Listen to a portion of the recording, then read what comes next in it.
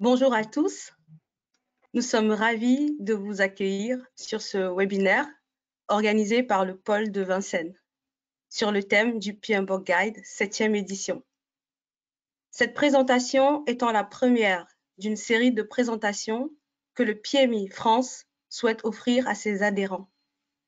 Cette première est intitulée PMBOK Guide 7e édition, qu'est-ce qui change et pourquoi ça change? Elle sera co-animée par Yann Stokes, Jean-Luc Favreau, Laurent Thomas, Corinne Hirschman.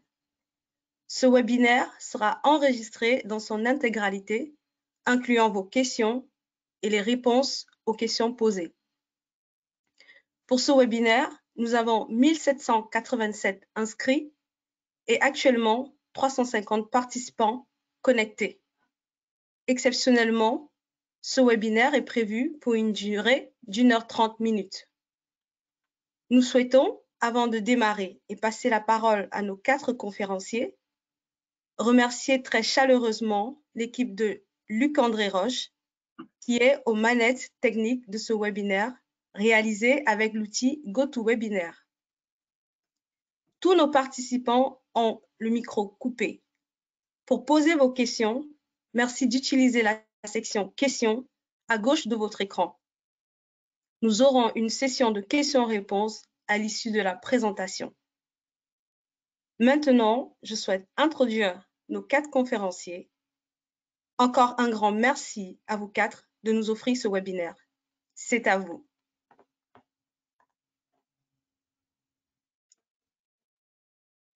Bonjour, je suis Ian Stokes. Stokes, ça veut dire échauffé en français. Alors, allons-y. Je pratique le PMBOK depuis 20 ans avant ma certification en 2003. Et au départ, j'ai développé des applications en 2-3 mois en interaction avec des clients. C'était des applications de gestion de projet intégré, coût, délai, qualité. Alors, j'ai pu travailler dans toutes les industries qui sont légales. Et comme je suis franco-britannique, j'ai un bon sens de l'ambiguïté, qui est l'un de nos thèmes aujourd'hui. J'habite à Vincennes et en ce moment, ce que vous voyez, c'est en Lozère. Je parle aussi le patois lozérien, donc je dirais bonsoir, bonsoir. Yaorana, donc Jean-Luc Favreau, je vous contacte de mon côté depuis Tahiti, depuis la Polynésie française où le jour s'est levé il y a peu de temps, il est 7h30 du matin, donc je suis ravi d'être avec vous. Donc moi, j'ai travaillé dans des organisations publiques, dans des entreprises privées, entreprises utilisatrices, en tant que prestataire également comme aujourd'hui. Je suis basé dans le Pacifique Sud, donc auparavant la Nouvelle-Calédonie, maintenant Tahiti, mais je navigue entre les deux, et puis plus généralement les autres parties du monde. Ça fait plusieurs années que je travaille avec passion sur la gestion de projet au sens large du terme, donc au travers du PMI, au travers d'autres référentiels tels que Prince2, l'agilité, Scrum, Safe, Management 3.0 et plus récemment les approches centrées sur l'humain comme le Design Thinking et l'UX Design. Bonjour, donc je suis Laurent Thomas, je suis de formation informaticien. J'ai à peu près 35 ans d'expérience en termes de développement logiciel et puis en termes de conduite de projet. J'ai travaillé aussi bien dans l'industrie que dans la finance, et soit dans des sociétés de services en tant que consultant développeur ou bien chez des utilisateurs finaux. Aujourd'hui, j'accompagne une institution financière dans sa transition agile. Je suis membre donc de l'équipe de développement du PMBOK avec Jean-Luc, et j'ai aussi participé à la traduction en français du PMBOK numéro 7. Et ma devise, c'est les pratiques ont besoin de théorie pour fonctionner. Donc effectivement, ce qu'on fait, ce sont des pratiques, mais derrière, il faut comprendre pourquoi est-ce qu'elles fonctionnent, et pour ça, il faut comprendre la théorie. Si, bonjour, Corinne Hirschman. Alors moi, je suis sur la Côte d'Azur et il fait très beau. Je fais partie de PMI Côte d'Azur. Alors après une longue carrière auprès d'IBM et principalement auprès de ST Microélectronique, j'ai choisi il y a 10 ans de m'orienter vers l'éducation où j'ai dirigé un master et enseigné la gestion de projet auprès d'étudiants de niveau master, master spécialisé, école doctorale, dans des business schools que vous voyez là et en école d'ingénieur. Alors, nous allons passer au vif du sujet. Donc, PMBOK 7, qu'est-ce qui change et pourquoi ça change? Donc, on va vous proposer de le faire en 2 temps. D'abord, pourquoi ça change et ensuite, qu'est-ce qui change? Alors, un rapide disclaimer officiel du PMI. La version 7 n'est pas encore sortie officiellement, donc tout ce qu'on va vous présenter est susceptible d'évoluer encore. Et deuxième point, même si on s'appuie sur des données, des informations officielles, ce que vous allez entendre passe par le filtre des personnes qui animent ce webinaire. Nous ne sommes pas porte-parole officielle du PMI.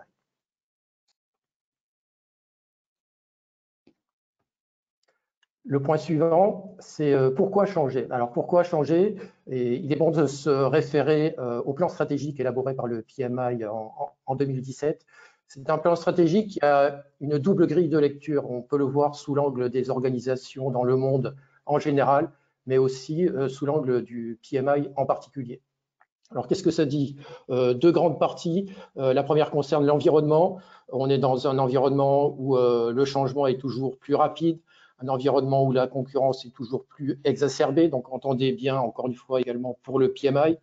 Et puis, les organisations doivent nécessairement s'adapter. Et puis, point important sur lequel on va souvent revenir dans l'heure qui vient, les organisations attendent des projets qui produisent. On va beaucoup vous parler aujourd'hui de résultats outcomes et de production de valeur. La deuxième grande partie porte sur les conséquences de tout ça sur le travail du projet. Donc, on aura la nécessité de mettre un accent supplémentaire sur le leadership, la stratégie et plus généralement, je dirais, sur les personnes, sur les gens. Et ça sera un troisième axe très important aujourd'hui, c'est l'aspect humain des projets. Nos façons de travailler changent avec de nouvelles approches. Les solutions technologiques également ont une influence sur notre façon de travailler. Alors, on a des entreprises qui sont dans le numérique, dans leur cœur d'activité, et puis même les entreprises qui ne sont pas dans le numérique ont toujours une composante numérique dans leur activité. Et puis, aujourd'hui, on est typiquement en train d'échanger au travers de la technologie. Et puis les rôles et les responsabilités évoluent. On verra que de plus en plus, on aura une évolution vers une décentralisation quand cela est opportun, décentralisation des responsabilités, on y reviendra. Alors, le changement est toujours un défi.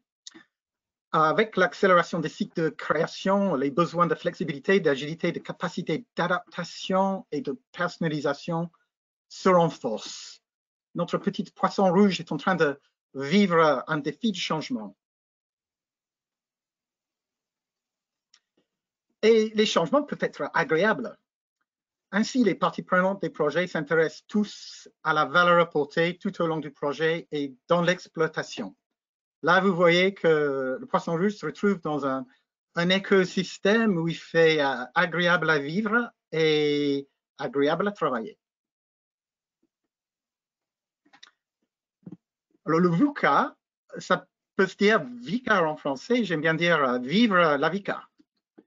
Volatilité demande une vigilance. Il y a divers indices de volatilité. Le VIX, c'est un indice financier à 30 jours. Il y a des vecteurs à 30 jours, des vecteurs sur l'année et sur le trimestre. Et tous ces vecteurs demandent vigilance. Incertitude, ça va demander information, donc V avec V et I avec I.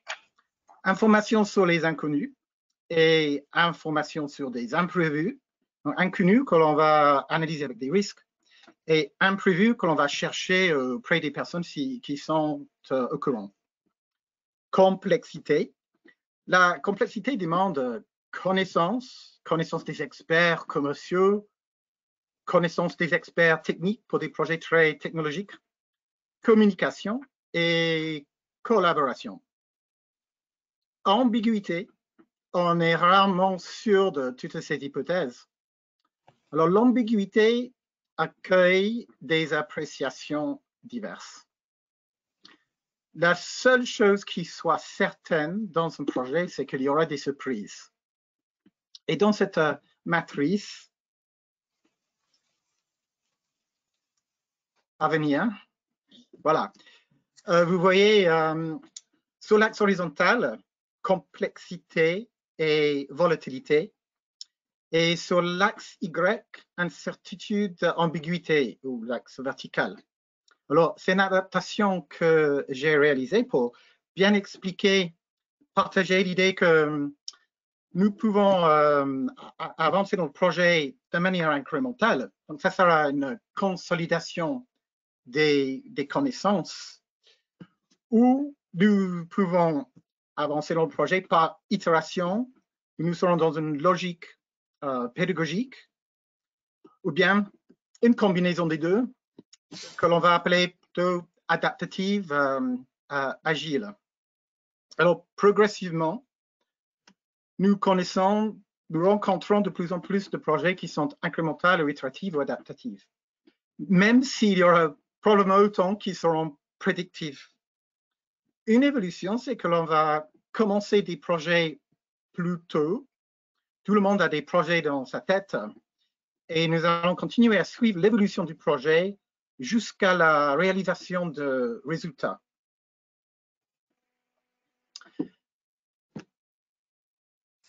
Alors, en résumé, on a une évolution contextuelle forte, de concurrence mondiale exacerbée, nous disait Jean-Luc. On est dans un environnement VICA, nous disait Yann, nécessitant un besoin permanent d'adaptation des organisations, de flexibilité, nous disait Yann. Parallèlement, on a un contexte riche en informations, en solutions technologiques qui apportent de nouvelles façons de travailler. Le métier même de gestion de projet s'enrichit. Yann nous a montré diverses approches pour répondre à ces enjeux. Tout ceci fait que le management de projet devient de plus en plus stratégique, exige en permanence de s'adapter. C'est la raison de cette nouvelle version du PMBOK. Alors, nous allons donc passer maintenant à qu'est-ce qui change, comment on s'adapte. Donc, dans cette édition du PMBOK représente un changement, y compris de structure. On va passer d'une structure en 49 processus répartis sur 5 groupes de processus et 10 domaines de connaissances que vous connaissez, à une approche adaptative basée sur un système de valeurs, 12 principes, 8 domaines de performance, et on va s'appuyer sur des modèles, des techniques et des artefacts. Alors, cela ne veut pas dire que les process tels que vous les connaissez ne sont plus valables. Ils le restent. Mais les principes sont plus universels, plus neutres, parce qu'ils ne se focalisent pas sur le comment on fait, mais sur ce à quoi il faut penser. Il y a un réel shift de mindset dans cette nouvelle édition. Ouh là là, vous allez me dire, il y en a au moins pour 1000 pages. Eh bien non, tout ceci est en 250 pages. Alors pourquoi? En fait, cette édition évite les répétitions des processus. Du coup, la structure même du PMBOK est facilitée. Il est plus facile à lire et de fait à utiliser comme référentiel projet. Donc, je vais laisser maintenant Jean-Luc vous présenter plus en détail le changement de structure. Alors, on a sous les yeux un schéma que vous avez probablement déjà vu, hein, il a beaucoup circulé, il est sur le site officiel du PMI. On ne va pas le lire ligne à ligne dans le détail, on va regarder les grands blocs. Vous avez à gauche, en haut à gauche, en orange, le PMBOK 6, à droite, le PMBOK 7, et puis en bas, quelque chose qui s'appelle PMI Standard Plus, et j'y reviendrai. Alors, le PMBOK 6, c'est la résultante d'une évolution au cours du temps. Alors, ne le répétez pas, hein, on est entre nous, mais il se dit que le PMBOK est un petit peu volumineux et en fait, chaque version, on a eu toujours plus de pages. Si on regarde aujourd'hui, là, je regardais très récemment le nombre de pages en ajoutant la version 6 plus l'Agile Practice Guide, on arrive à plus de 900 pages. Alors quoi? Qu'est-ce qui se passe quand on aura d'autres nouvelles approches? On va encore augmenter le nombre de pages. Alors, on l'a vu avec l'agilité. L'agilité a été rajoutée au PMBOK. Alors, ceux qui pouvaient lire entre les lignes voyaient bien que l'agilité était déjà présente depuis toujours dans les versions du PMBOK. On sait que les bons chefs de projet, entre guillemets, étaient déjà agiles dans leur état d'esprit. Donc, on a rajouté explicitement dans la version 6, 5 d'abord, puis 6 plus intensément l'agilité, mais ça restait une forme de greffe. Et puis, on avait cette course en avant, cette fuite en avant vers toujours plus de complexité. Et pour autant, on avait un nombre de pages important et parfois des gens qui avaient des difficultés à se dire oui, mais alors concrètement, comment je vais faire dans mon contexte métier, sur mon projet, pour décliner telle partie du PMBOK. Donc, ce qu'on nous a demandé, ce que le PMI nous a demandé en tant qu'équipe de développement, c'est de réfléchir aux principes fondamentaux. Donc, on revient vraiment aux fondamentaux de la gestion de projet et on se dit que finalement, les projets qui réussissent, les projets qui créent de la valeur, alors certes, on aura toujours besoin de processus de management de projet, de techniques, etc. Et finalement, les projets qui réussissent, c'est grâce aux gens, grâce aux personnes, grâce aux femmes et aux hommes. C'est grâce aux attitudes, grâce aux comportements. Donc finalement, comme les projets sont faits par les hommes pour les hommes, on s'est vraiment concentré sur la base, quels sont les principes qui peuvent guider le comportement des participants à des projets pour que ceux-ci produisent des résultats et créent de la valeur. Donc, ce sont ces guides-là qui constituent les 12 principes de la gestion de projet qui font partie donc du standard de la gestion de projet. On parlera également de beaucoup de valeurs. Je vous disais tout à l'heure, l'agilité, pour ceux qui voulaient bien la regarder, elle était déjà présente dans les versions précédentes du PMBOK.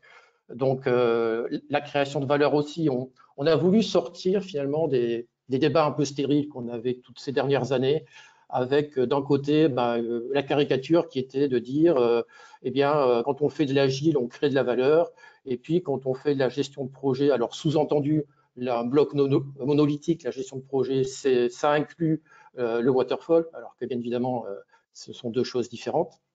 Eh bien, de l'autre côté, la gestion de projet et le waterfall, eh bien, ça gère des livrables. Donc, comme si les livrables ne généraient jamais de valeur et comme si la valeur pouvait apparaître par enchantement sans passer par des livrables. Donc, on va réconcilier ces deux approches-là en présentant le processus global. Alors, pour simplifier, hein, on a des livrables, on a toujours des livrables, oui, mais qui créent des résultats qui engendrent de la valeur. Voilà. Créer des résultats, ça passe aussi par des activités. Ce sont les domaines de performance qui font partie de la partie guide de l'ouvrage. Donc, des domaines de performance, ce sont des ensembles, des groupes d'activités qui participent à la création de résultats. Je vous parlerai un petit peu après du tailoring, l'ajustement. Et puis, on a également un recueil, et Laurent vous en parlera tout à l'heure, de modèles techniques et artefacts. Et alors, vous allez me dire, qu'est-ce que c'est donc que ce bloc qui est en dessous? Alors, c'est une plateforme digitale, c'est un site web qui a, vous le voyez, deux flèches dirigées vers lui. La première vient du PMBOK 6, parce que vous pourriez vous inquiéter. Légitimement, on dit on revient aux fondamentaux de la gestion de projet, on passe de 900 pages à 250 pages, mais alors tout ce qu'on a appris jusqu'à présent, toute la connaissance accumulée sur tant d'années, elle part en fumée. Alors bien sûr que non, les processus de management sont toujours pertinents et ils restent dans le corpus de connaissances du PMI, mais cette fois-ci dans cette plateforme digitale dans laquelle vous retrouverez donc c'est le contenu du PMBOK 6. Vous allez également, avec la flèche en bas à droite, retrouver des déclinaisons pratiques du PMBOK 7 et donc du PMBOK 6, c'est-à-dire des exemples, parce que finalement, on parlait de nouvelles façons de travailler, il y a aussi des nouvelles façons d'apprendre aujourd'hui. Quand vous découvrez un nouveau domaine, vous allez avoir besoin de quoi? Alors peut-être d'un ouvrage de référence, alors format numérique, format papier, peu importe, qui soit relativement lisible. Hein. Alors attention, le PMBOK 7 n'est pas non plus un roman de plage, mais en tout cas, il est décrit de façon plus littérale, plus facile à lire. Et puis, vous allez faire quoi? Vous allez aller sur Internet, vous allez regarder des articles de blog, vous allez regarder des vidéos, vous allez écouter des podcasts. Eh bien, c'est tout ça que l'on va retrouver dans cette plateforme PMI Standard Plus. Et Yann nous en dira un petit peu plus par la suite. Merci Jean-Luc. On vous propose maintenant de rentrer dans les différents chapitres du PMBOK, à commencer par une petite introduction. Voilà. Donc là aussi un schéma que vous avez peut-être déjà vu, hein. On ne va pas le regarder en détail, je voulais juste mettre le focus sur 2 points. On a la target audience, donc à qui s'adresse le PMBOK. Historiquement, le PMBOK était quand même très centré sur le rôle de chef de projet. C'est un petit peu l'encyclopédie de la gestion de projet, le vadémécum du chef de projet en quelque sorte. Maintenant qu'on élargit très largement les approches, hein, on a la gestion de projet d'un côté et puis une application aux approches prédictives, agiles, hybrides, eh bien, ce PMBOK s'adresse à toutes les parties prenantes au sens large du terme, donc qui participent à des projets. Donc ça peut être toujours des chefs, des leaders de projet, ça peut être des membres d'équipe projet, ça peut être des sponsors, et puis si on parle d'agile, pourquoi pas même des product owners peuvent trouver parfaitement un intérêt à utiliser le PMBOK Guide version 7. Le deuxième point sur lequel je voudrais porter votre attention, c'est le dernier, tailoring ou ajustement.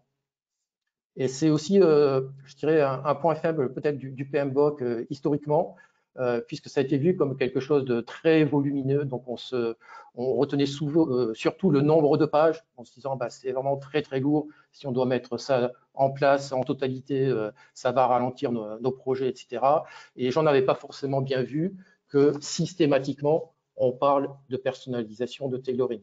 Et j'ai eu un échange récent avec Bill Duncan, qui est l'un des auteurs de la toute première version du PMBOK, et me disait, mais Jean-Luc, le tailoring a toujours existé dans les versions successives du PMBOK. Oui, ça a toujours existé, mais c'était juste quelques phrases. On a souhaité, dans cette version 7, affecter une section entière au tailoring, à l'ajustement. Et là aussi, Yann vous en parlera plus en détail par la suite. Merci Jean-Luc. Passons maintenant au système de livraison de la valeur présenté par Yann. Alors, ce système de livraison de la valeur, ça existait aussi avant, nous l'avons hérité de l'édition 6, mais son importance est en train d'être accentuée et renforcée. On va commencer à gauche. Le plan stratégique de l'entreprise va rendre explicite la mission de l'entreprise. C'est une notion très française. Mais aussi les visions et les valeurs. Après, la vision sera alignée avec les visions des projets individuels dans le portefeuille. Un bon portefeuille sera équilibré entre toutes sortes de projets, des projets très incrémentaux, prédictifs, des projets qui font appel à la recherche fondamentale, de projets qui seront commerciaux, technologiques. Il est important que la gestion de portefeuille soit transparente et la logique de priorisation des projets. Donc ça, c'est une évolution. On insiste sur le fait que l'équipe projet, les parties prenantes sont au courant de résultats recherchés et qu'elles sont alignées, ces parties prenantes, avec la vision. La gestion de programme, ça sera toujours une notion d'interdépendance des projets, un ensemble de projets qui vont être en interaction entre eux. Et un chef de programme était traditionnellement quelqu'un qui se focalise beaucoup sur les améliorations, sur les résultats, sur les bénéfices, sur les gains à réussir grâce aux résultats. Là, maintenant aussi, les équipes projets aussi vont être aussi intéressées par ça. Alors, la gestion de projet se valorise et la gestion de projet couvre davantage de temps depuis le début jusqu'à la fin et la cristallisation des résultats. Encore, il y aura des opérations et on reconnaît que peuvent avoir des petits projets et des méga projets qui vont faire l'objet d'approches assez différentes, mais tous seront alignés avec cette notion de valeur mesurable et pertinente pour l'évolution de l'entreprise ou de l'organisation. Merci Yann. Entrons maintenant dans le vif du sujet avec les principes. Alors, il y a 12 principes, comme l'indiquait Jean-Luc.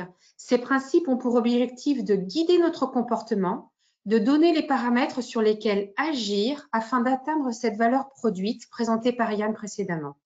Ils sont universels, applicables à tous les projets, quelle que soit l'approche. Yann, Laurent et Jean-Luc vont vous les présenter à tour de rôle.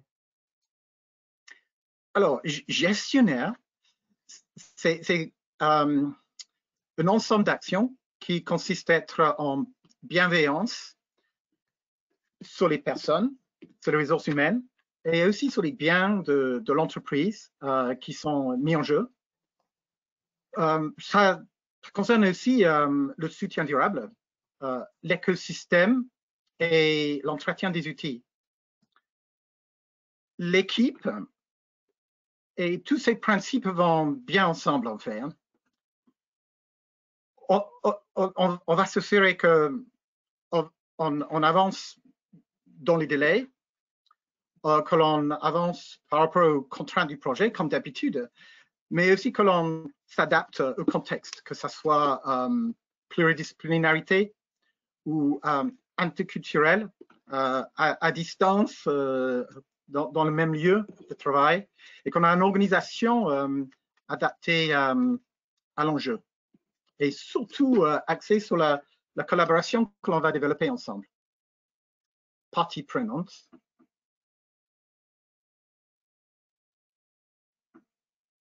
Laurent? On ne t'entend pas, Laurent.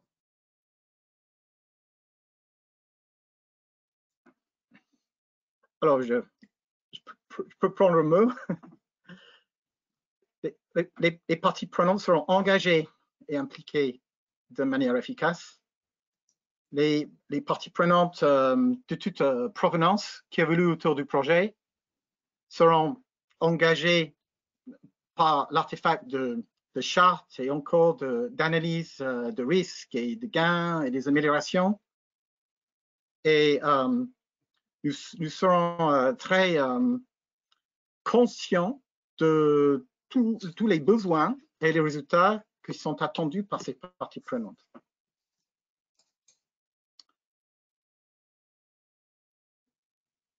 Laurent? Un souci.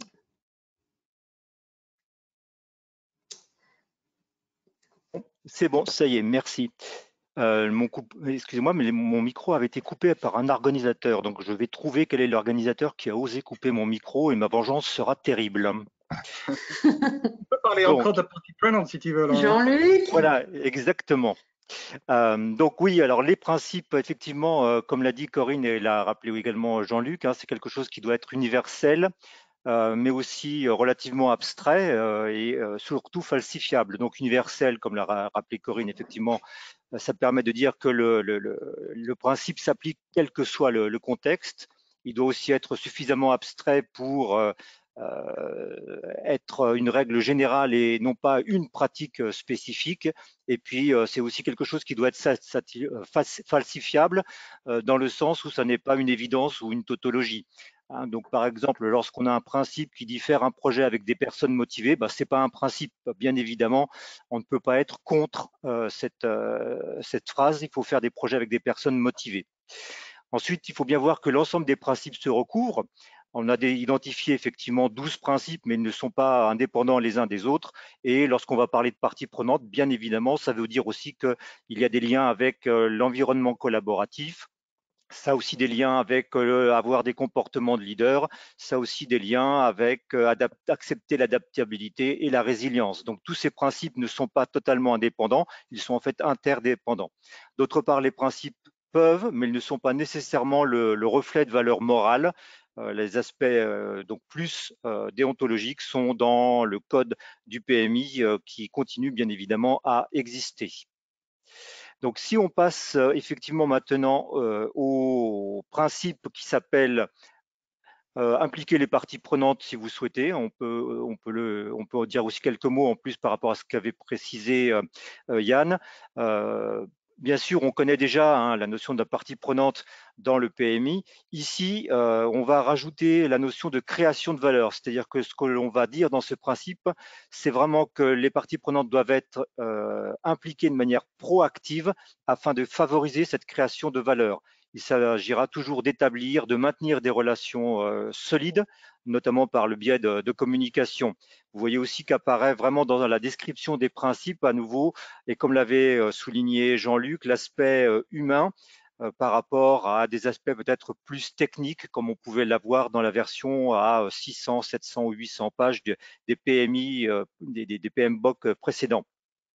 D'autre part, il s'agit absolument de permettre une compréhension et un alignement commun entre l'ensemble des parties prenantes, y compris les parties prenantes qui peuvent avoir des avis négatifs vis-à-vis des projets. Et donc, dans ce principe-là, on va également insister sur gérer les parties prenantes qui ont des possibilités ou des capacités à nuire à l'obtention de la valeur du projet. Donc, on va beaucoup s'appuyer sur les compétences interpersonnelles des personnes pour favoriser cet aspect de compréhension et alignement commun entre l'ensemble des parties prenantes. Alors, si on regarde le principe suivant qui s'appelle se concentrer sur la valeur, qui est un principe phare, on le retrouve dans d'autres référentiels comme ITIL V4 par exemple. Ici dans le PMBOK-SEC, pour nous, c'était véritablement de faire en sorte que l'on soit toujours en capacité d'évaluer, d'ajuster constamment l'alignement du projet sur les objectifs de l'organisation. Et donc pour ça, de bien vérifier que les bénéfices et la valeur escomptée étaient régulièrement atteints. Alors par contre, la notion de valeur est quelque chose qui est relativement je dirais fuyant comme principe, et donc on a essayé de définir la valeur qui est un principe, enfin une valeur subjective, un terme subjectif, comme étant l'intérêt, l'importance ou l'utilité d'un élément. Et pour cela, dans la version 7 du PMBOK, on a une présentation. Donc, je vous donne ici un petit exemple de chaque principe où on a d'abord une en-tête en deux parties. La première qui décrit de manière générale le principe et dans sa partie de droite, donne un certain nombre de résultats attendus par l'application du principe. Donc là, en l'occurrence, un des résultats ou un des points essentiels de ce principe, c'est de dire que la valeur est véritablement l'indicateur ultime de réussite d'un projet.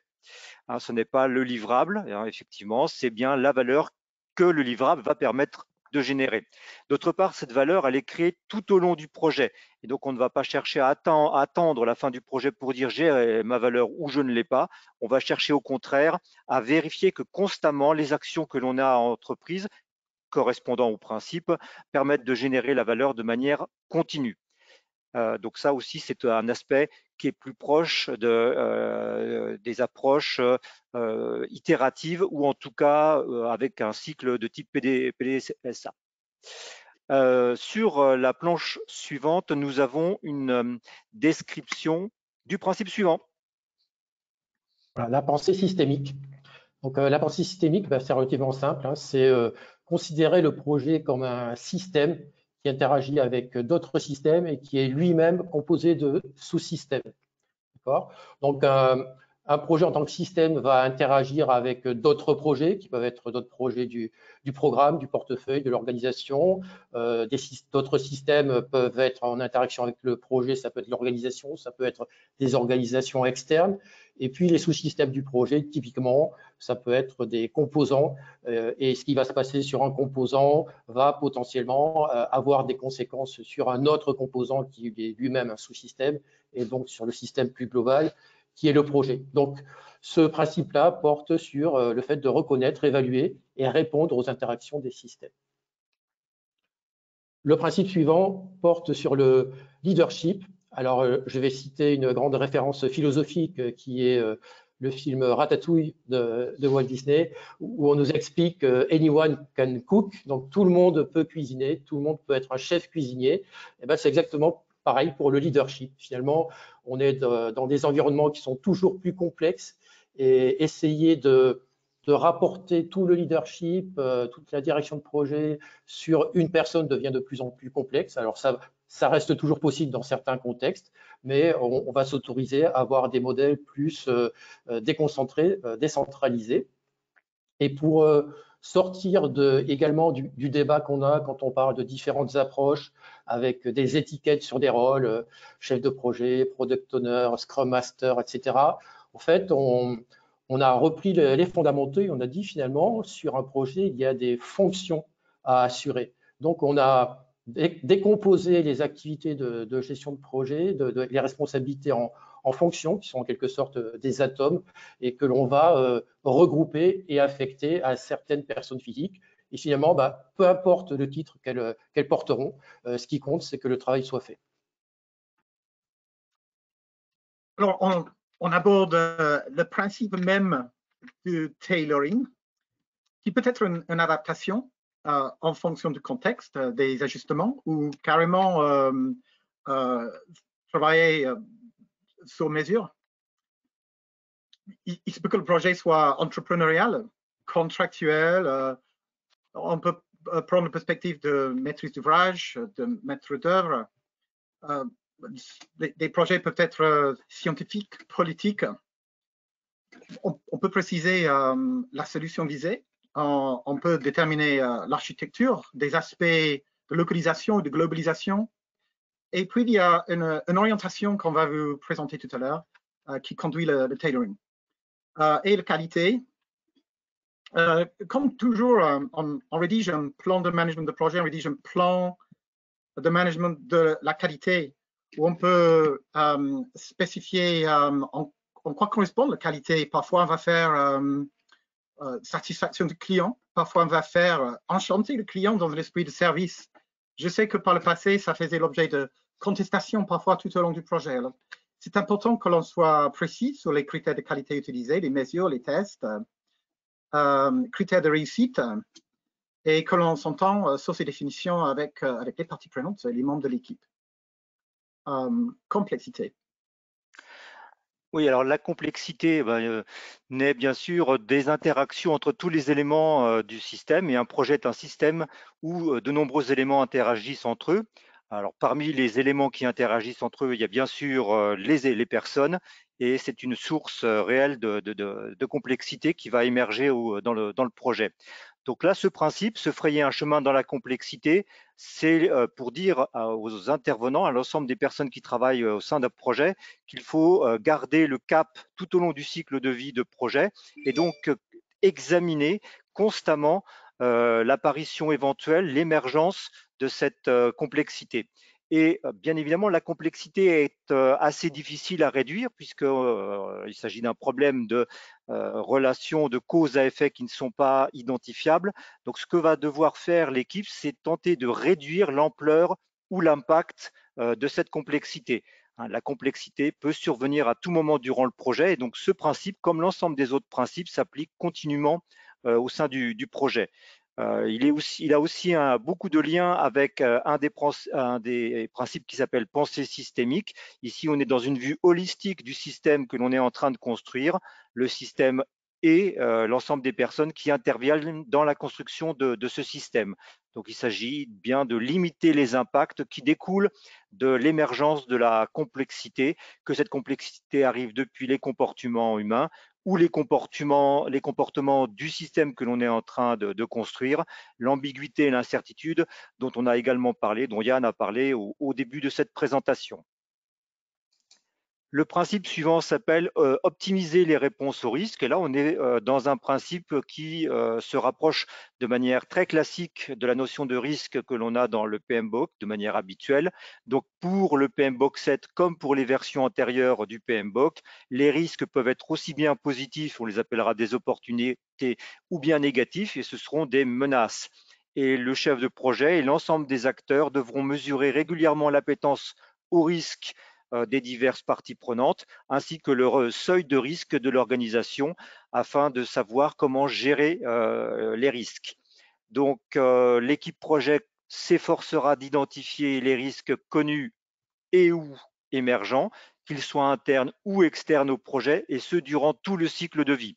Le PMBOK 7 fait bien sûr référence aux standards pour la gestion des risques dans les portefeuilles, programmes et projets. Très bien. Le principe suivant porte sur l'adaptabilité et la résilience. Ce sont des concepts qui sont proches tout en étant différents. Yann en parlait, hein, ce dont on peut être sûr au début d'un projet, c'est que ça ne va pas forcément se passer exactement comme on l'avait prévu, puisque de toute façon, un projet évolue dans la vraie vie, et la vraie vie est faite certainement d'imprévus. Donc, l'adaptabilité va consister à prendre en compte le changement. Alors là, toujours pareil, avec certains degrés d'acceptation du changement. La résilience, quant à elle, est un peu différente. Hein. C'est le fait qu'il intervienne un événement majeur, un sinistre, un arrêt, un gros problème. Et la résilience va être la capacité à, d'une part, limiter l'impact de ce problème sur le projet, sur sa capacité à produire des résultats, et d'autre part, va porter sur la capacité à revenir à un état normal et à de nouveau produire des résultats le plus rapidement possible. Le dernier principe, et qui n'est pas des moindres, porte sur la conduite du changement. Et je vais revenir encore une fois sur les aspects humains. On aura beau faire le produit le plus porteur de valeur intrinsèque, si on n'a pas embarqué avec nous les personnes qui sont concernées par le projet, alors directement ou indirectement, eh bien, on a un risque énorme que la valeur produite finalement soit égale à zéro. Donc, toutes les approches centrées sur l'humain prennent leur sens ici. On a encore une fois des projets qui sont faits par des hommes pour des hommes, et la conduite du changement, il y a eu des débats parfois sur est-ce que c'est finalement du ressort de la gestion de projet, ou est-ce que c'est quelque chose de différent. On intègre clairement la conduite du changement comme l'une des composantes de la gestion de projet. Merci Yann, Laurent, Jean-Luc pour cette présentation très éclairante, je dirais. Alors, on a donc vu que ces 12 principes permettent à chacun de s'adapter aux exigences de nos environnements. Et pour s'assurer qu'on atteigne bien les objectifs, PMI met en place 8 domaines de performance. Je vous propose donc de passer au domaine de performance avec Laurent, Yann et Jean-Luc, qui, comme tout à l'heure, vont vous présenter à tour de rôle ces domaines de performance. Oui, donc là, ce que nous avons présenté jusqu'à présent, ça constitue la partie standard du PMBOK 7. Maintenant, on attaque la partie guide du PMBOK 7. Les principes que l'on vient d'énoncer ne sont pas des choses qui sont dans l'air comme ça et que l'on respecte. Elles vont surtout avoir des résultats, des conséquences sur la façon dont on agit. C'est-à-dire que les principes vont orienter le comportement des acteurs projets. Et elles vont l'orienter dans ce qu'on a défini comme étant 8 grands domaines de performance, où un domaine de performance est défini comme un groupe d'activités essentielles pour garantir l'obtention efficace des résultats du projet. Alors, chacun des domaines de performance que l'on va décrire dans la suite de la présentation est décrit aussi par une façon très standard dans le guide lui-même. On a d'abord les résultats attendus par l'exécution des activités de ce domaine de performance, puis une description générique de ces activités, sachant que ces activités doivent être ensuite adaptées, ajustées, comme l'a dit Yann sur la partie tailoring, pour s'adapter au contexte dans lequel le projet se fait.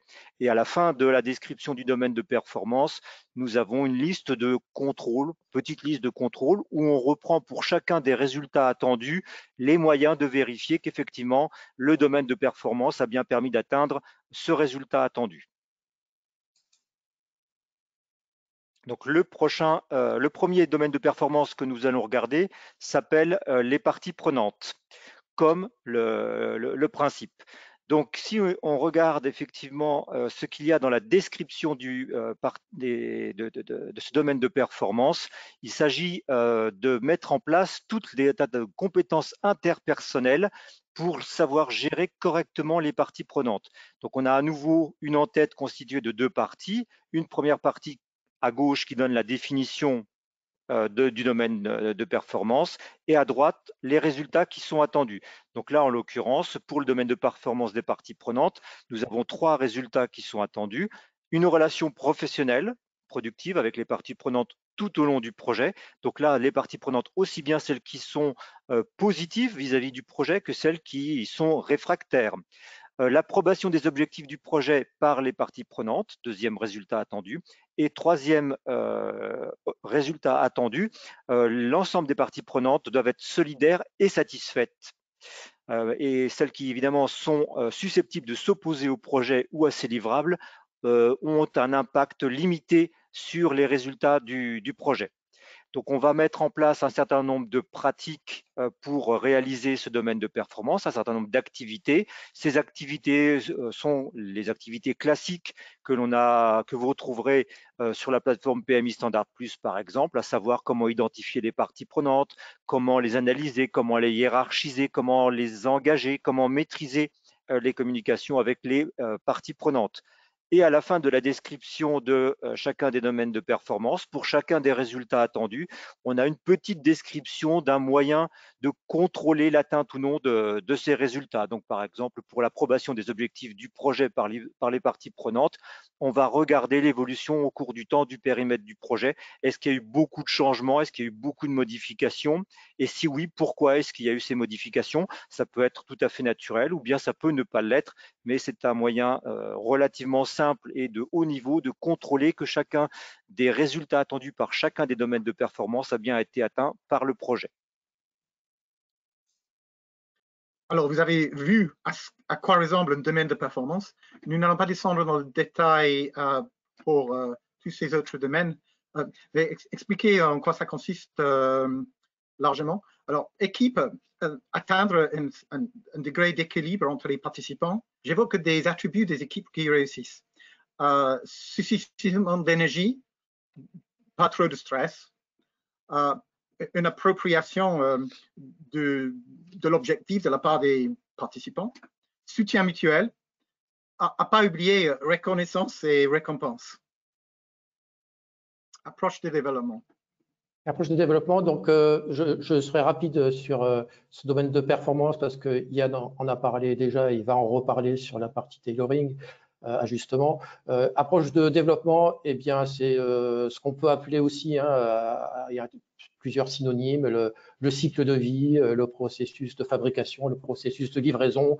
Grosso modo, les différentes approches de développement vont décrire les phases, plus généralement les activités qui vont se dérouler entre le point de départ, le début dans le temps du projet et la fin du projet. Le domaine de performance planification doit permettre d'organiser, d'élaborer et de coordonner l'ensemble du travail du projet tout au long de ce projet. Les résultats attendus, c'est d'avoir une visibilité sur la façon dont le projet progresse, qu'il avance de manière organisée, coordonnée, délibérée. C'est d'obtenir des informations sur l'état de la progression du projet pour prendre des bonnes décisions. Et c'est aussi la capacité à adapter continuellement son plan à l'évolution du contexte.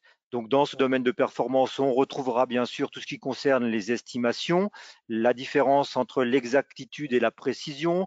On retrouvera les techniques de compression de délai, la mise en parallèle, les techniques de budgétisation, mais aussi peut-être de manière un peu plus novateur par rapport aux versions précédentes du PMBOK. On insistera sur la prise en compte lorsque l'on fait la planification d'absolument prendre en compte tout ce qui concerne les impacts sociaux et environnementaux. On aura également des plans d'itération, c'est-à-dire qu'on n'a plus un Gantt, on n'a pas nécessairement un Gantt sur toute la durée du projet, mais on parlera également de plans d'itération, de plans de release et de mesures de la progression du projet.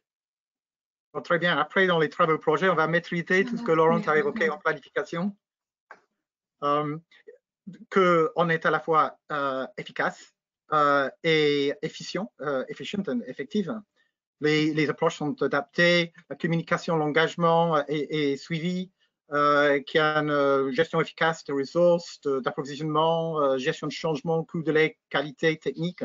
et aussi surtout une amélioration permanente de l'aptitude à faire des projets. Mesure. Alors, le domaine de performance de mesure a pour objectif d'évaluer la performance du projet et de faire en sorte de la maintenir au niveau le plus élevé possible. Les résultats qui sont attendus de la mise en œuvre de ce domaine de performance, donc par l'intermédiaire des activités, ça consiste d'abord à bien connaître l'état du projet à l'instant T. Le problème des mesures, c'est qu'en général, on mesure le passé, hein, mais il ne faut pas que les mesures aient un âge trop grand, sinon il est difficile d'en déduire l'état actuel véritable du projet, notamment lorsqu'on est dans un environnement complexe et VUCA, d'obtenir des données qui soient exploitables, qui aient un sens, ce qui permet à l'ensemble de l'équipe de prendre les bonnes décisions et, in fine, de créer la valeur métier qui est effectivement attendue par le projet. On retrouvera dans ce domaine de performance les mots que nous avons tous appréciés ou appris à apprécier, les notions de KPI, les notions de VM, mais aussi tout ce qui concerne la satisfaction des parties prenantes et la satisfaction des clients. On parlera aussi également dans ce domaine de performance de management visuel. On introduira les termes de radiateur d'information, contrôle visuel, etc., bien connus par les gens qui font du lean ou de l'agilité. Il y a également une mise en garde qui est dans ce domaine de performance. On ne mesure pas pour simplement avoir des chiffres, hein, on mesure pour apprendre et pour s'améliorer. Alors, tous qui connaissent la gestion de projet depuis le début en agilité ou en approche prédictive vont reconnaître que là, dans la livraison, il y a des jalons. Et les jalons sont vraiment le b.a.-ba de maîtrise de l'avancement du projet. On peut avoir des jalons qui évoluent à différents niveaux, événements clés, jalons de suivi de l'avancement. Et nous allons aussi gérer les transitions. Donc, que transition soit progressive ou ponctuelle, tout dans un seul coup, ou pilote, ou parallèle, et aussi les paiements, échéanciers, tests, et puis on prend en compte l'appropriation de la part des utilisateurs, des clients, jusqu'à l'après-projet et le support et la réalisation des résultats. Donc, incertitude. Donc l'incertitude, alors c'est un principe qui est assez fort. Également, il fait écho à ce que j'évoquais tout à l'heure. Donc c'est un domaine de performance qui fait écho au principe d'adaptabilité et de résilience. Yann a parlé de VUCA, de VICA. Tout ça, c'est présent un peu partout dans l'ouvrage. Je suis même pas sûr que ce soit écrit en tant que tel, VUCA, VICA. Mais en tout cas, dans ce domaine de performance, on va donner les liens entre incertitude, d'une part, volatilité, complexité et ambiguïté. Et puis, je dirais qu'on parle d'approche prédictive, d'approche adaptative. L'exemple le plus parfait pour montrer qu'on a besoin des deux, en fait, c'est typiquement ce qu'on est en train de vivre aujourd'hui avec la pandémie. On voit partout dans le monde des pays qui expérimentent des choses. Donc, on va expérimenter des mesures pendant quelques semaines, on va regarder les résultats, on va en tirer des leçons et puis on va s'adapter au fur et à mesure par des cycles d'apprentissage aussi courts que possible. Ça, c'est bien, ça ne suffit pas forcément. On a besoin également d'avoir une approche plus prédictive où on va mesurer, identifier, mesurer les menaces et les opportunités. Donc, typiquement, à un moment donné, avant que les choses se passent, on va se poser la question, et si jamais il y avait une pandémie, est-ce qu'on a des stocks de masques? Est-ce qu'on a une capacité de production de masques, de production de vaccins, etc. On n'est pas sûr que ça servira un jour. On n'est pas dans une logique de production de valeur à court terme, mais on gère à l'avance des menaces et des opportunités de façon prédictive. Donc, on a bien besoin de ces deux approches pour appréhender l'incertitude.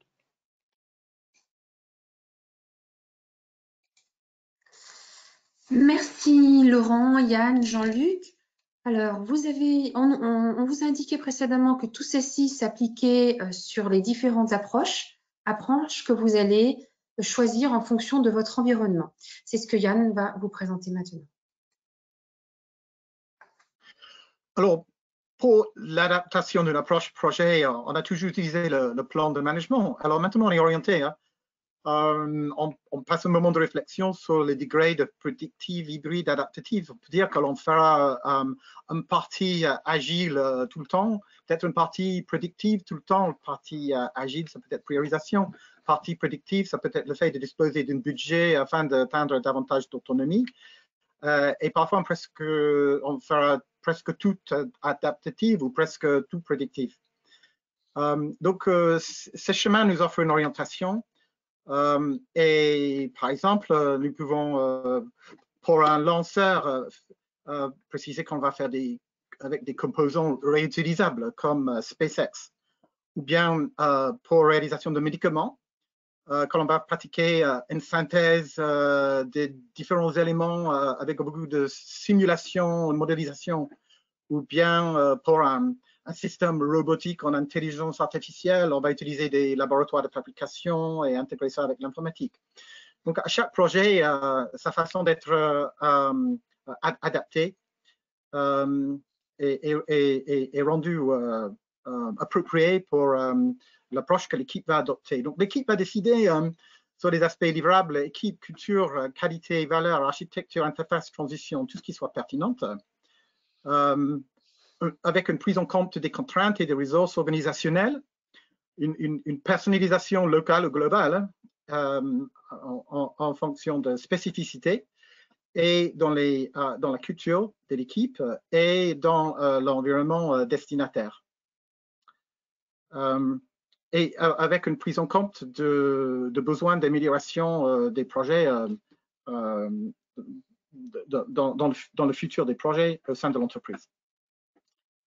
Et ici, je voulais présenter quelques exemples, si je voulais simplifier. Ici, c'est une logique prédictive. On peut connaître des échevêtrements entre les phases dans un projet prédictif et avancer en connaissance de risque. Ou bien, dans le deuxième exemple, un hybride. Là, nous allons typiquement sécuriser les ressources, créer des fondations, c'est assez classique pour un projet agile. Et puis après, être en itération pour la partie réalisation et exploitation test. Ou bien, dans le deuxième exemple hybride, peut-être on sera dans le laboratoire en train de faire des explorations, des expérimentations, comme avaient évoqué Laurent et Jean-Luc. Et puis, des simulations prototypes. Et par la suite, la partie réalisation et test sera faite très vite jusqu'à la livraison, c'est-à-dire un enchevêtrement entre livraison et test. Et puis le dernier exemple, c'est pour vous montrer qu'il y a toutes sortes de types de projets hybrides et adaptatifs. Ici, on peut imaginer que toute l'équipe travaille de bout en bout depuis la première prise en compte des aspirations jusqu'à des résultats opérationnels à longue haleine. Et alors, nous voulons vous montrer ça parce que dans le Standard Plus, vous aurez un support si ça peut vous rendre service. Donc, vous pouvez accéder à du matériel. Vous pouvez avoir une option de l'accéder, de l'utiliser, de l'utiliser de manière adaptée aussi.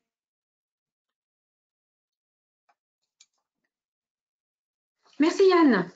Alors nous voyons donc à notre dernière partie du PMBOK, modèle, technique et artefacts. Qu'est-ce que c'est? Je ne vous fais pas plus attendre et je laisse Laurent vous l'exposer. Oui, donc là, il s'agit de la dernière partie de l'ouvrage qui fait cette partie à peu près une cinquantaine de pages, donc à peu près un cinquième du document. Le PMBOK a vocation à couvrir tout le spectre des approches de projet, mais bien évidemment, on ne peut pas mettre dans un document l'ensemble des techniques qui existent pour gérer un projet. Et donc, plutôt que d'avoir une description de l'ensemble des techniques, cette partie va se focaliser sur quelques petites techniques, l'ensemble des autres techniques étant directement accessibles sur la plateforme PMI Standard Plus dont vient de parler Yann. Donc là, dans le PMBOK 7, on va juste avoir un éventail de modèles techniques et artefacts. Ces éléments ne sont donc pas des éléments exhaustifs. Ce ne sont pas non plus des éléments normatifs, hein, ce n'est pas quelque chose d'obligé ou d'obligatoire à suivre. C'est plutôt une façon qui va permettre aux acteurs du projet de réfléchir aux diverses options dont elles disposent au sein de leur projet.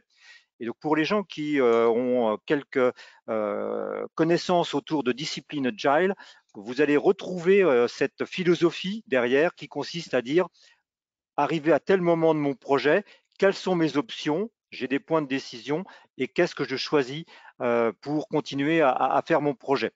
Donc la figure qui est présentée ici va illustrer la façon dont les domaines de performance doivent être adaptés au contexte du projet pour rentrer dans les environnements internes et externes des résultats. Donc vous avez un certain nombre de termes qui sont introduits en plus des domaines de performance, la notion de modèle, de technique et d'artefacts que nous allons voir maintenant.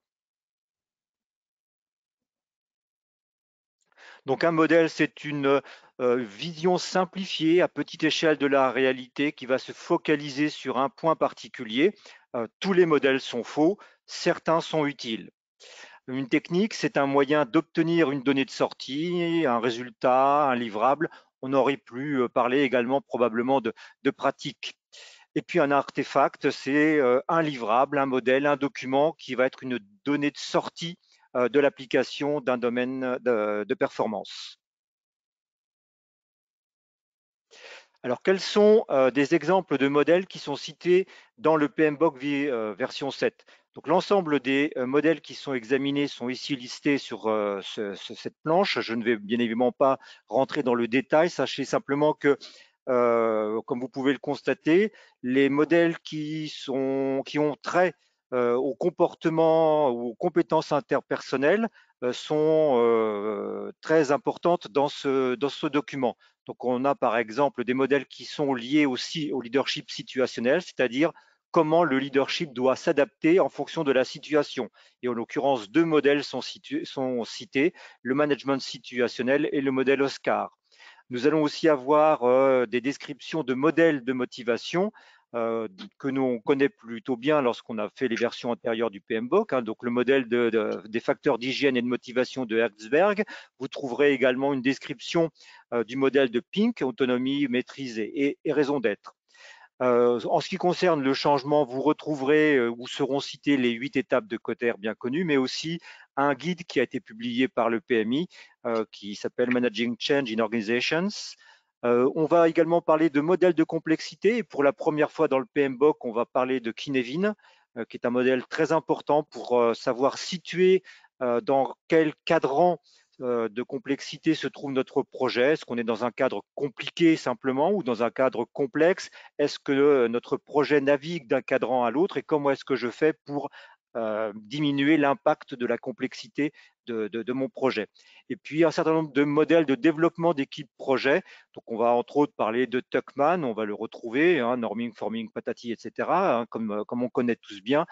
C'est aussi un modèle qui est cité énormément dans le référentiel Discipline Agile et on passe pratiquement une demi-journée dessus lorsqu'on fait la certification DA-SSM. On parlera également de modèles de performance de l'équipe, en l'occurrence celui qui est proposé par Drexler et Sibet. Et à la fin de la description de l'ensemble de ces modèles, nous avons une matrice qui décrit pour chacun des modèles dans quel domaine de performance on peut l'appliquer. Sur la partie des techniques, on va également avoir un certain nombre de descriptions de techniques, mais qui sont d'un très haut niveau, essentiellement liées à la collecte et l'analyse des données, aux estimations. On va également parler de la carte des impacts pour les gens qui font d'agilité ou de la gestion de produits. C'est un terme qui doit les interpeller. On va parler également de Net Promoter Score dans cette partie technique usuelle. Et à la fin de cette partie, on aura à nouveau une matrice qui va décrire pour chacune des techniques qui a été présentée dans quel domaine de performance elle peut être appliquée. À nouveau, cette section n'a pas pour but de décrire comment mettre en œuvre chacune des techniques. On a une description de très haut niveau des techniques et ensuite il faut aller sur la plateforme PMI Standard Plus pour avoir une description précise de chacune d'entre elles. Enfin, sur la partie des artefacts, on a une description générique des artefacts les plus généraux, les plus standards, qu'il s'agira ensuite d'adapter au contexte du projet. Donc, c'est dans l'endroit dans lequel on parlera de cas d'affaires, on parlera de charte projet, mais on parlera aussi de feuille de route, si on est dans une approche plus adaptative. On retrouvera nos fameux WBS que l'on adore, ainsi que les autres diagrammes hiérarchiques, OBS, etc. Et à la fin de la description de ces artefacts, une matrice décrivant pour chacun d'entre eux dans quel domaine de performance ils sont adaptés.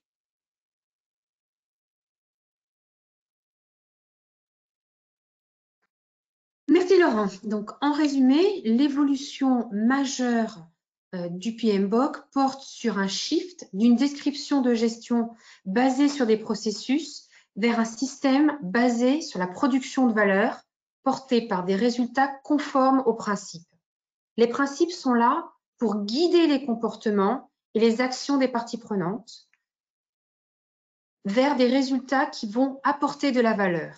Les domaines de connaissance laissent place aux domaines de performance. Ces domaines de performance permettent de garantir l'obtention efficace des résultats, donc de la production efficace de la valeur. Pour mettre en œuvre ces domaines, on s'appuie sur des modèles et des techniques qui vont produire des artefacts qui assurent qu'on apporte de la valeur pour le client. En élevant sa vision à la gestion de projet, sa vision de la gestion de projet à l'ensemble des acteurs sans renier les techniques illustrées dans les versions précédentes, le PMBOK reconnaît la diversité des situations de chaque projet et il favorise, dans le respect des principes, une personnalisation des projets. Il appartient à chacun d'ajuster à son contexte les activités génériques portées dans les domaines de performance. Alors, si vous souhaitez vous documenter, vous pouvez aller sur le site pmi.org. Jean-Luc a cité certains schémas qui figurent déjà. Vous avez un autre site qui est le projectmanagement.com, qui est accessible gratuitement lorsqu'on est adhérent du PMI, sur lequel vous allez avoir des templates, peut-être certains connaissent déjà des templates, des webinaires, des articles, des blogs, des événements. Actuellement, vous avez 4 vidéos d'1 heure chacune sur justement des thèmes du PMBOK 7. La première étant générique, les autres sont sur des thèmes. Et il y a des questions-réponses et ça peut être intéressant pour ceux qui veulent se documenter un peu plus d'aller sur ce site. Et toujours sur ce site, vous avez d'autres informations, d'autres standards, comme indiqué sur ce slide. Voilà, nous arrivons maintenant aux questions-réponses. Donc, j'ai vu, on a énormément de questions. Donc, on va commencer par une première, c'est en relation avec l'élaboration du PMBOK. Combien de personnes ont-elles contribué au PMBOK 7 et comment? Je vais laisser Jean-Luc répondre à cette question.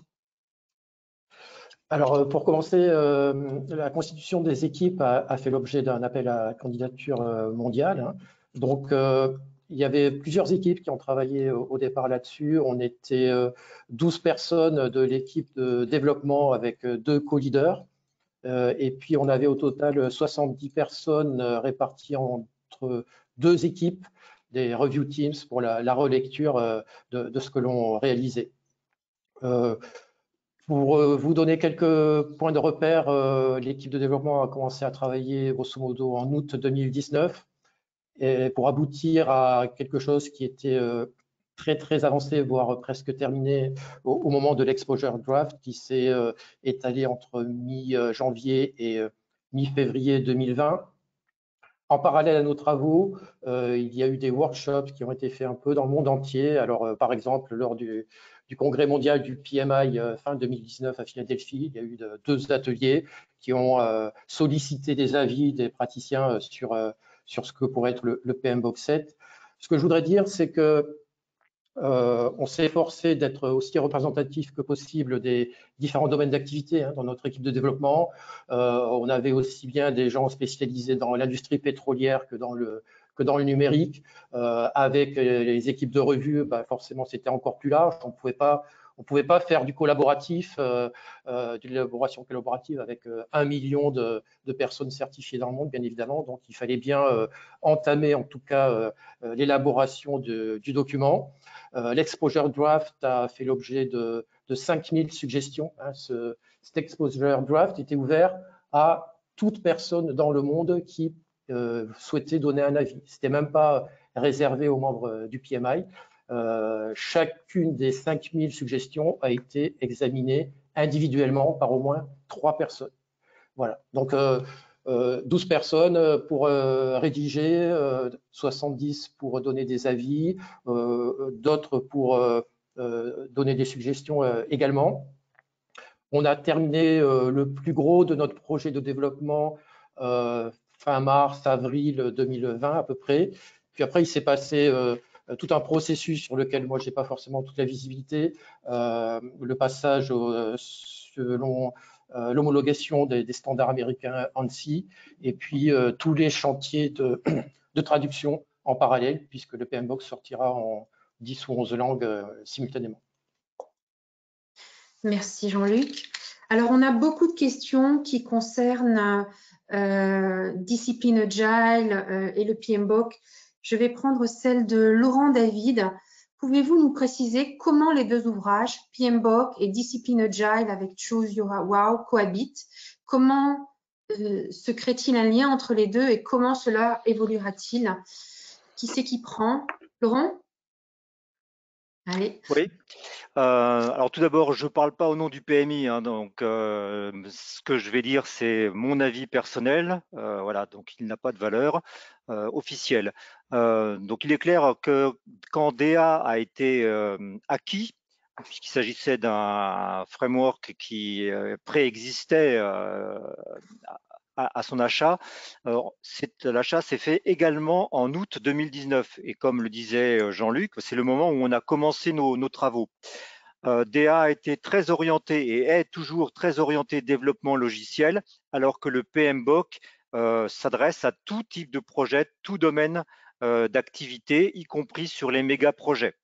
Aujourd'hui, DA continue à être développé en dehors ou un peu plus que la partie, on va dire, développement logiciel pur, notamment avec l'acquisition d'une autre société, celle de Monsieur Al Shalloway, pour les aspects flux de valeur et les évolutions du référentiel Discipline Agile cherchent à étendre son application dans une démarche la plupart du temps agile, aussi bien aux ressources humaines, aux achats ou à toutes les fonctions support de l'entreprise.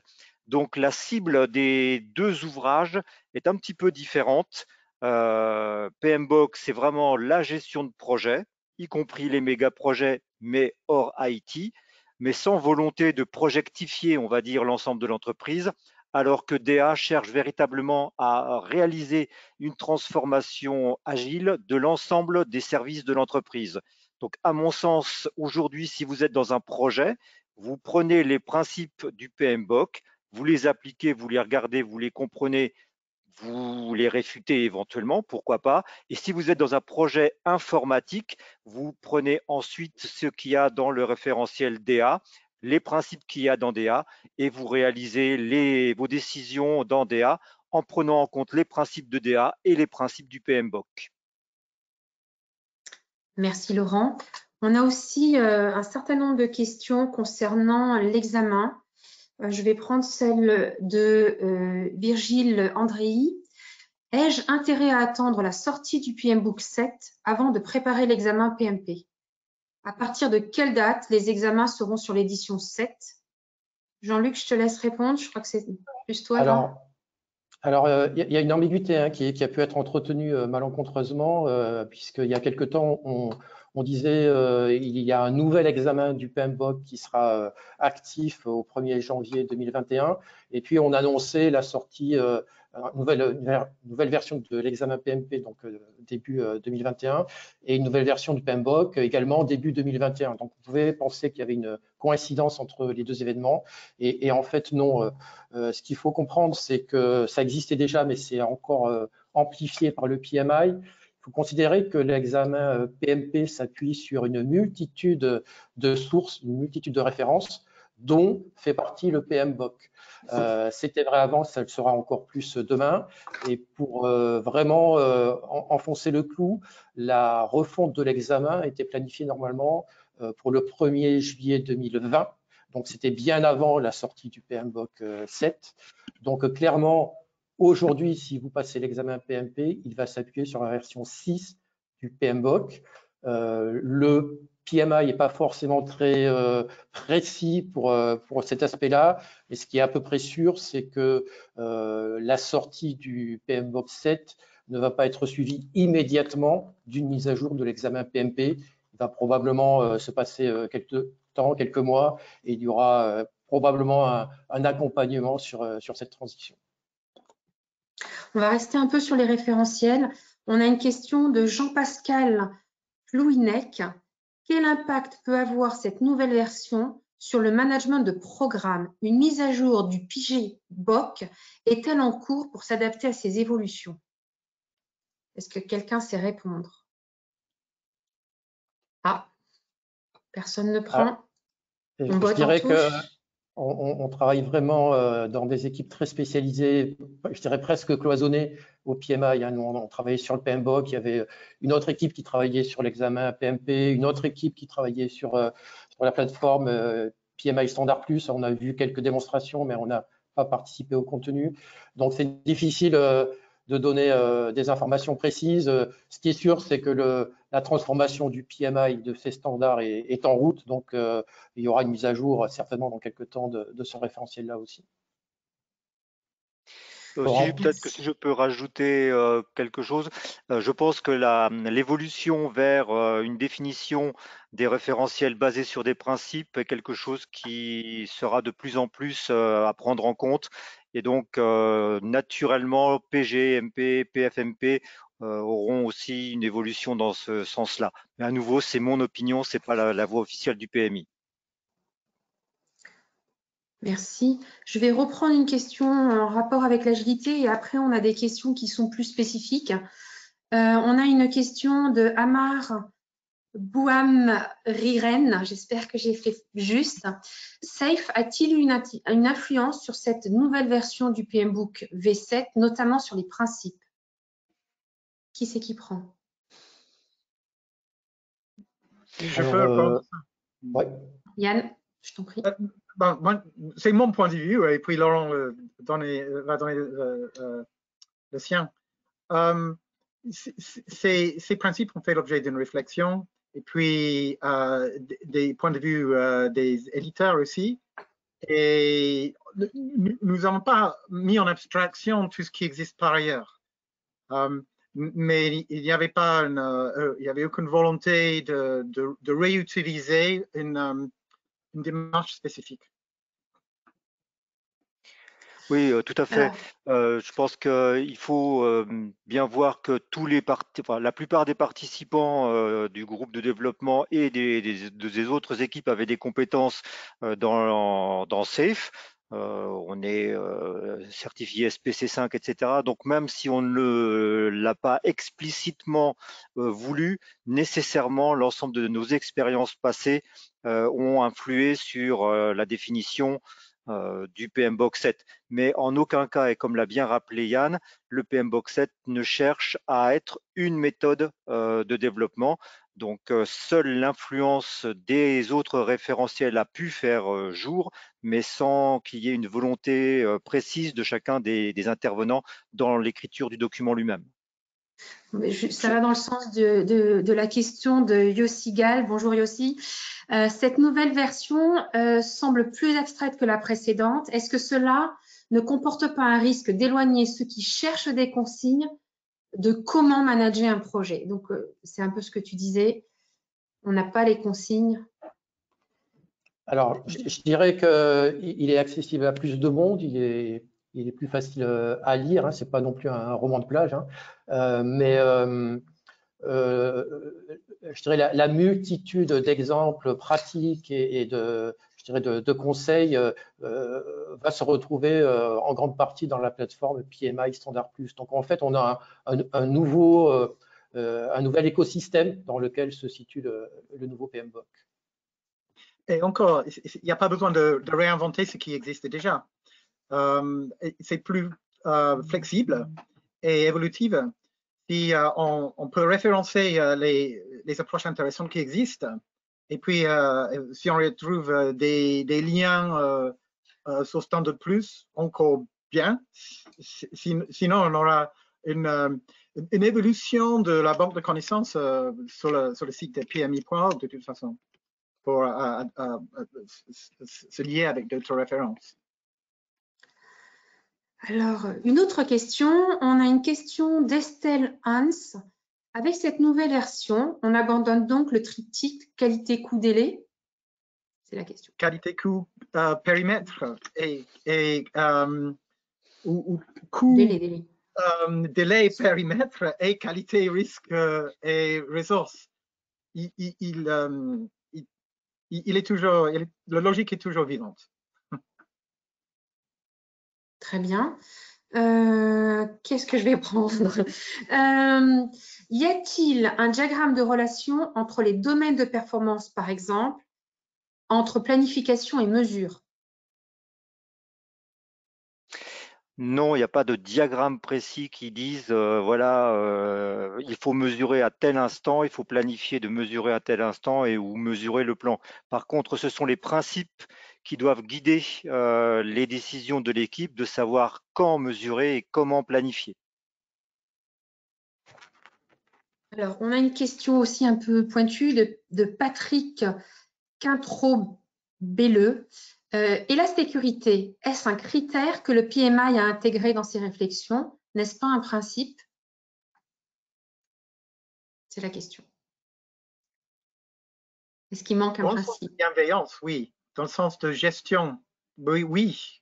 C'est s'occuper du bien de l'entreprise, de l'organisation, soigner les faire évoluer, les protéger. C'est tout à fait accueilli là-dedans. Alors, une autre question d'Anthony Alves. Je pense qu'on a répondu, mais peut-être on peut préciser un petit peu. Les livrables définis dans la version 6 sont-ils maintenus, adaptés, remplacés?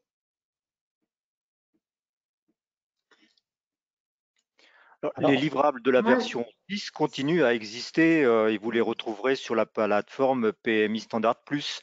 D'autres sont cités, des nouveaux sont cités que vous retrouverez également sur la plateforme PMI Standard Plus. Le PMBOK dans sa version 7 ne cherche pas à avoir l'exhaustivité de l'ensemble des livrables. Il va se contenter entre guillemets de dire ceux qui sont les plus souvent utilisés et va faire référence ensuite à la plateforme web pour que les chefs de projet et les acteurs du projet aient les informations concernant la façon d'avoir ce livrable générique et de l'adapter au contexte spécifique de chacun des projets. Il n'y a pas eu une évolution importante du contenu et des bases. C'est surtout les principes, les domaines de performance, le format et l'organisation autour de ce contenu que nous faisons évoluer depuis des années. À savoir aussi que l'état d'esprit de la gestion de projet dans PMBOK, c'est toujours que il y aura des hauts et des bas pendant la vie d'un projet.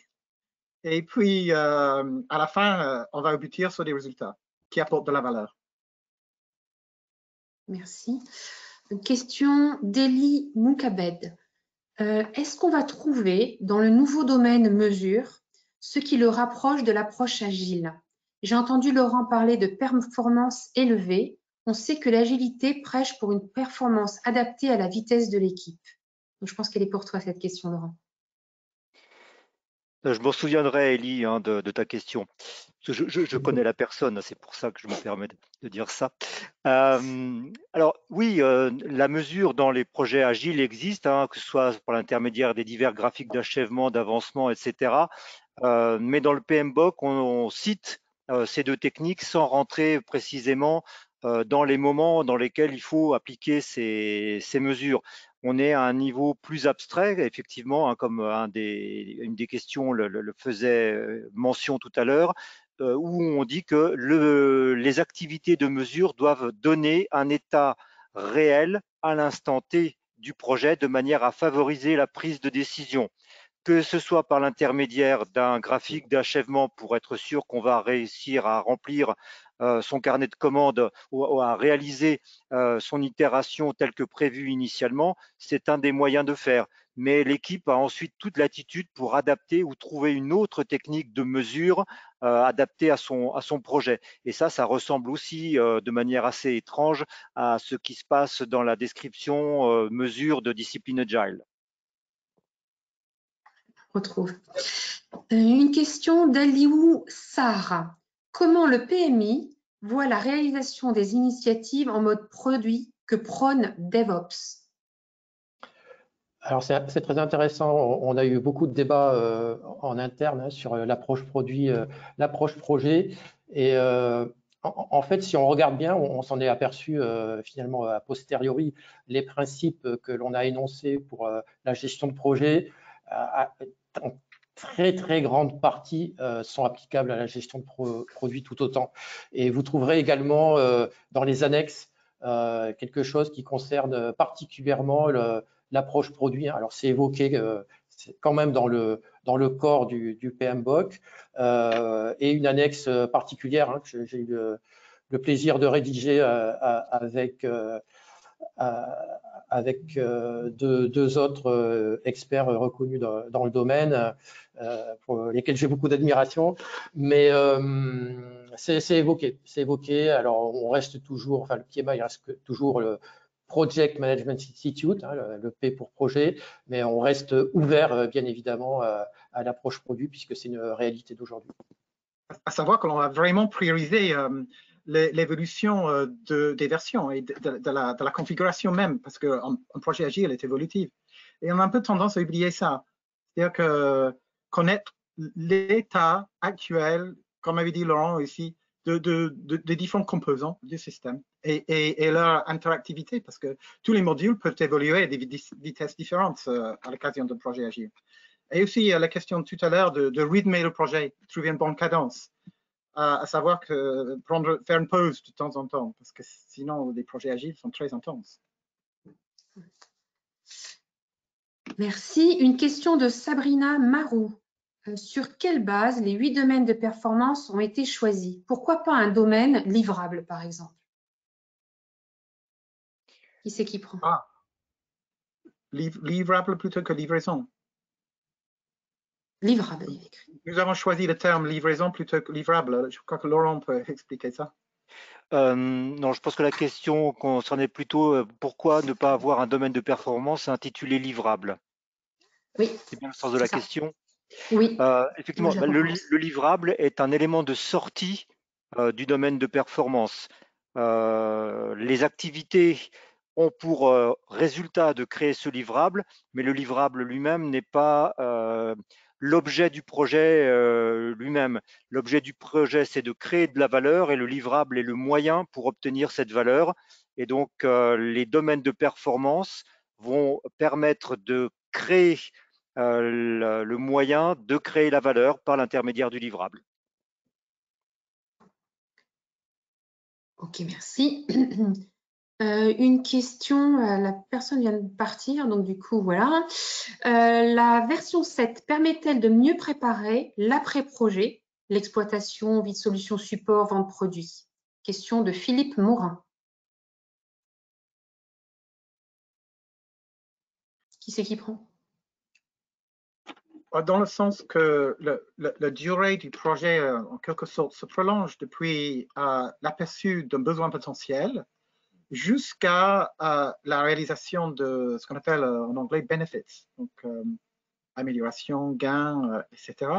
On pourra préciser cette durée et déterminer que le projet ne sera pas abouti tant qu'il n'y a pas une première évidence de cette valeur ajoutée opérationnelle. Donc, dans ce sens-là, oui, on va gérer la réalisation de cette valeur. C'est une option de tailoring. Merci. Une question de Stéphane. Ah, il reste... Oui, allez, on a encore une dernière rapide, effectivement. J'ai pas bien regardé l'heure. Effectivement, il nous reste 2 minutes. Une question de Stéphane Juillard. Qu'en est-il de la notion de sponsorship d'un projet? La clarification du rôle d'un projet sponsor pour obtenir la valeur finale qui prend. Il faut être rapide. Il y a des bonnes questions. Toujours présent. Je pense que c'est qui est redevable, imputable pour le résultat. Ah, Laurent? Jean-Luc? Non, je disais juste, c'est présent partout. Hein. On parle des parties prenantes dans les principes, dans les domaines de performance. Donc, c'est quelque chose qui est évoqué partout dans l'ouvrage. J'en dirai pas plus.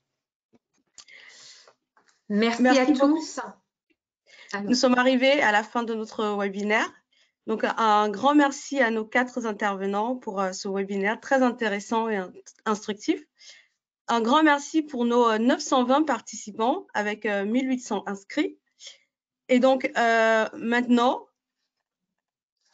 quelques informations d'ordre logistique. Donc, vous pouvez faire valoir votre code PDU avec celui qui se présente à l'écran, donc pour récupérer vos points de PDU. Donc, également, vous pouvez retrouver sur notre site pmi.org tous nos prochains webinaires et donc ci-après les trois à venir. Donc, le 11 mars prochain, nous avons un webinaire sur le thème « Transformer son équipe en ESO », c'est-à-dire équipe super performante, organisé par le PMI de Toulouse. Le 25 mars prochain, 60 minutes Inside PMP, organisé par le PMI Nord. Et le 25 mars, comment rendre nos entreprises plus agiles, plus apprenantes et plus innovantes de façon pérenne, organisé par la branche de Lyon. Alors, une courte enquête de satisfaction vous sera proposée à la fermeture de ce webinaire. Merci pour vos réponses qui vont nous permettre de vous proposer des sujets en lien avec vos attentes. Nous vous enverrons un email avec le lien pour le replay. Toutes les questions que vous avez posées, répondues ou non au cours de ce webinaire, seront transmises dans l'article que vous retrouverez très prochainement sur notre site, pmifrance.org. Merci d'avoir participé à ce webinaire, PMBOK, 7e édition, qu'est-ce qui change et pourquoi ça change, organisé par le pôle de Vincennes. Nous espérons que vous avez apprécié notre webinaire. Bonne soirée. Merci. Merci.